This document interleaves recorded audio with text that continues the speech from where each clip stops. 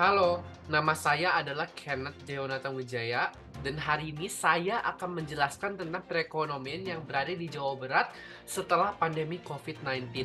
Pada tanggal 2 Maret 2020, dikabarkanlah ada 2 orang yang terkena virus COVID-19 ini dan hal tersebut menyebabkan sekolah menjadi online, hotel-hotel menjadi tutup, pariwisata menjadi tutup, dan lain sebagainya. Pandemi COVID-19 ini berdampak gede sekali buat kita semua. Banyak sekali perusahaan-perusahaan yang tutup seperti hotel, restoran, dan lain sebagainya. Pandemi ini juga menyebabkan penutupan border negara, jadi tidak ada orang yang boleh ke negara tersebut jika bordernya masih tertutup. Dan ada banyak sekali varian COVID-19 yang belum pasti sudah di Indonesia, seperti varian Alpha, Delta, Gamma, dan yang terbaru ini adalah varian Omicron.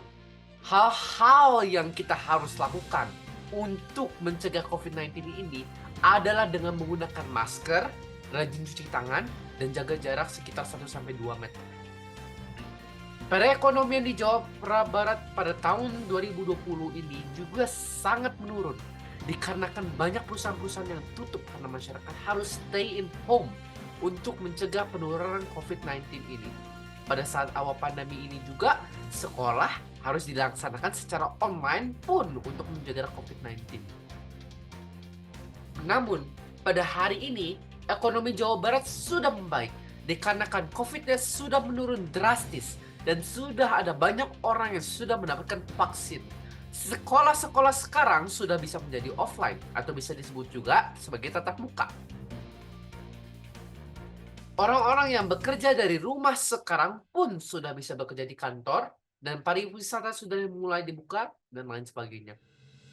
Namun pada hari ini kita sebut ini juga sebagai new normal.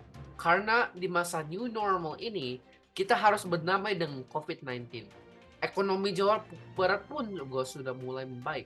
Kita juga sudah bisa melihat ada banyak sekali orang-orang yang sudah keluar dari rumah seperti yang kita lihat di jalan-jalanan.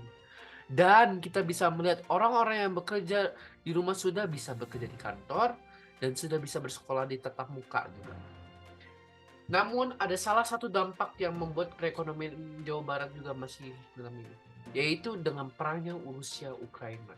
Perang Rusia Ukraina ini juga membuat ekonomi dunia hancur karena barang-barang yang diekspor oleh Rusia dan Ukraina inilah sangat besar. Bahan-bahan seperti minyak bumi, gas alam, gandum, dan lain sebagainya telah dihentikan karena perang ini.